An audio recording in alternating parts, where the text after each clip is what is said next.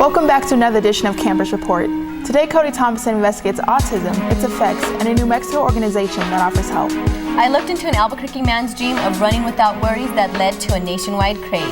Blaize Aldrich fills us in on New Mexico's Orange Scorpions hockey team and their plans for the off-season. And Richard Cöté introduces us to an unusual Lobo team. I'm Sophia DeConti. And I'm Amber James. Stay tuned for informative and fun-filled news. Local coverage. Student perspectives. At the University of New Mexico, from the KNME studios, this is Campus Report. Autism is a mysterious disability that affects a startling number of children around the world.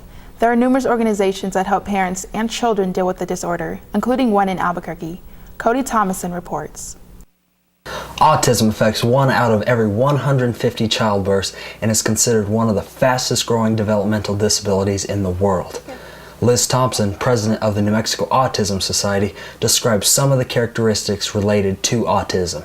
It's a developmental disability, and it has three things that must be present. There must be disorder or delay in communication, differences in socialization, and what they call repetitive actions. They can be things like you might see somebody doing something like this, or the higher functioning people, it may be that they're kind of stuck on one topic. With such a complex disorder, Liz says there's no known single cause for autism. There's no family history, there's no anything, and I think that's the majority of cases.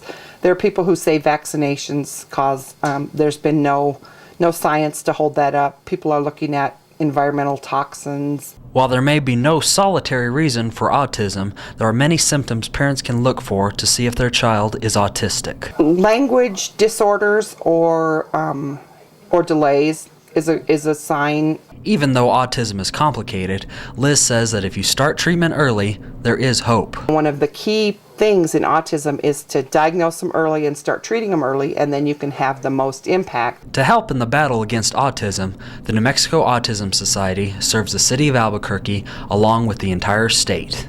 We do a bi-monthly newsletter that I think is great. That's very informative. We have a website. We have a message board. During the school year, we have monthly meetings on usually the third Thursday of the month.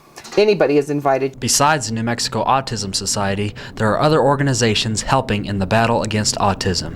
Bob Wright, who was the chairman of NBC, had a grandson diagnosed, and so they started this organization called Autism Speaks. Liz's son, Eric Hollins, has autism, and she says his ordeal has united her family. I think it's made us stronger as a nuclear family. In helping strengthen their family, Eric's brother Travis keeps a positive attitude about having an autistic brother.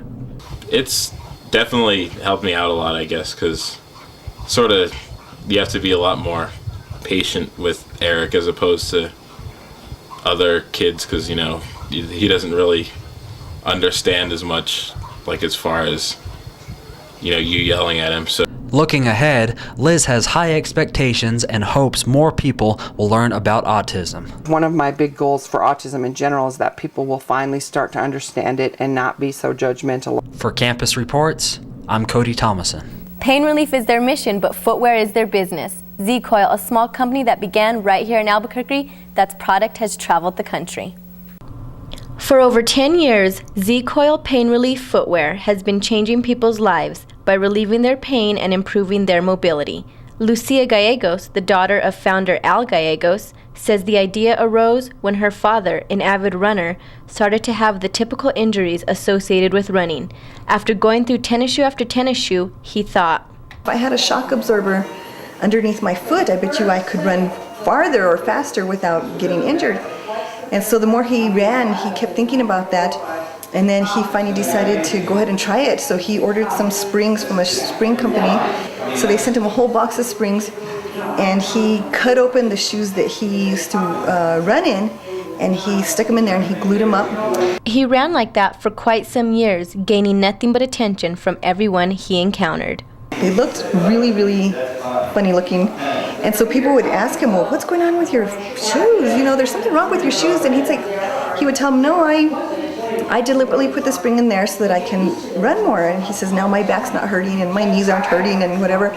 So people started asking him, well, do it for me. My back's hurting, my knees are hurting. Or The rest is now history. This real grassroots beginning has now become the leader in pain relief footwear with stores sprawling across the United States. So who's wearing them? Gallegos says it's not the athletes who it was originally designed for. it wasn't runners that were coming in to buy them. It was kind of funny. It was people that were at work and they were in pain. 75% of Americans will suffer from some kind of foot problem in their lives, while 80% will suffer from lower back pain in their lives. Josie Baca, a sales associate, explains how Z-Coil shoes can improve these statistics. We could prevent you from a heel spur that you may have. We could do a lot of different things of cushioning that. The coil, because it gives you 50% more energy return back to your body. A lot of people say they come in also and they borrow Z-Coils because they keep them going. I have worked myself up to 16 hours a day and I can still keep going. If you suffer from heel pain, joint pain, back pain, these shoes may be your answer. There is a vast number of competitive teams at UNM ranging from football to cycling. But what about poetry? Richard Cöté explains. In this small, smoky apartment, we find the best competitors in poetry. That's right, poetry. UNM's Poetry Slam team. Damn rappers. Yeah, These guys started the year as reigning national champions. Okay, so basically this year we had the heavy weight on our shoulders of being the returning champions from last year. And so right away we had an automatic bullseye in the shape of a Z symbol pointed on our backs. We were in first place after the first rotation. Second rotation we went to dead last, fourth place.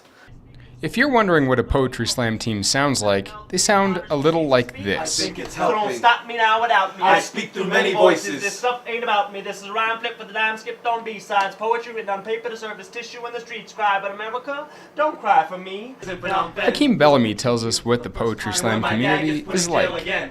Consequently, everybody is just so happy to be there, and you hear so much cutting-edge material that may not hit the stage at the National Poetry Slam because people would be like, it's not perfect enough. So keep an ear open for the UNM Poetry Slam team, because next year they're going for the gold. And here with the UNM Poetry Slam team, I'm Richard Cöté for Campus Report. Take it away, guys. And you, standing hero Davy Crockett, cowered behind the lights of news cameras held by pale hands. And convince America your work is pure as your God's word. May a million dark fists clench your throats, your money, your jobs, your women, your rifles, like your days, your hours, your minutes, you Minutemen. Release your breath like flames to a Mexican flag. Ashes to the retreat of Guadalupe Hidalgo and cast slave ships across the Rio Grande. So who you calling illegal? Pilgrim. The New Mexico Scorpions have been making progress in the season and now have the President's Cup in mind. Blaize Aldrich reports on the Scorpions' progress so far and what they plan to do when the competition is over. The Scorpions started their season on the wrong track, but with 2 new acquisitions, they found a way to win. I think it's a combination of things, but if I had to pinpoint one thing, I think it would be goaltending from a personnel standpoint. Ever since we added David Cassiola and Scott Reed, I think it's it's no secret to anyone throughout the league that those 2 guys pretty much single-handedly turned our season around. We started off 3-9, and those 2 guys were there for us in a big way, and we really rely upon those guys, and it's not going to change here in the playoffs. Scorpions head coach Ray Edwards feels like he has a youthful team with fresh legs. Well, I think our strength is our speed. I mean, not that other teams don't have it, but I don't think many teams have it with depth like we do. We've got speed in all 3 lines. We've got youthful speed, and what I mean by that is they're young legs. They're legs that probably won't get tired. They haven't been through 5, 6, 7 years of pro hockey. Their minds are fresh. But today's game is speed and skill, and we have a lot of that. So I'm hoping that that can take us some places. Kevin Harvey, a Scorpions favorite, thinks his team has what it takes to go far in the playoffs. Yeah, we got a lot of depth. If you look at our three lines on forward, we got a lot of depth, a lot of scoring. D are pretty solid back there, and we got 2 great goaltending. So it's just as if we all come together, it's going to be a good run. Harvey is a type of player who can keep the Scorpions feeling good about themselves. Every team needs to have a guy like Kevin. He keeps things light. You never know what he's going to say. In meetings, he's always coming up with something funny. And he's a good guy to have. He's a good teammate. I'd play with Kevin any time because I know if I needed a teammate to stick up for me, he'd be there. I mean, he's a great teammate that way. This offseason plays a big part for the up-and-coming seasons. Edwards has a few things in mind to critique.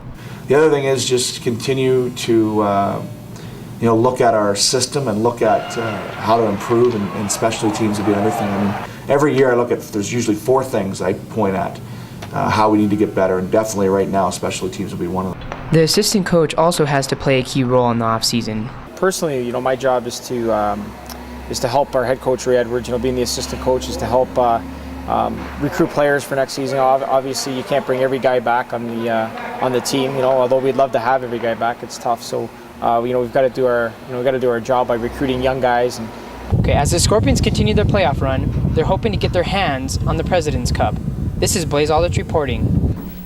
Let's hope the Scorpions keep representing our state in the competition. Let's hope so. Well, that's it for this edition of Campus Reports. I'm Amber James. And I'm Sophia DeConti. Thanks for watching.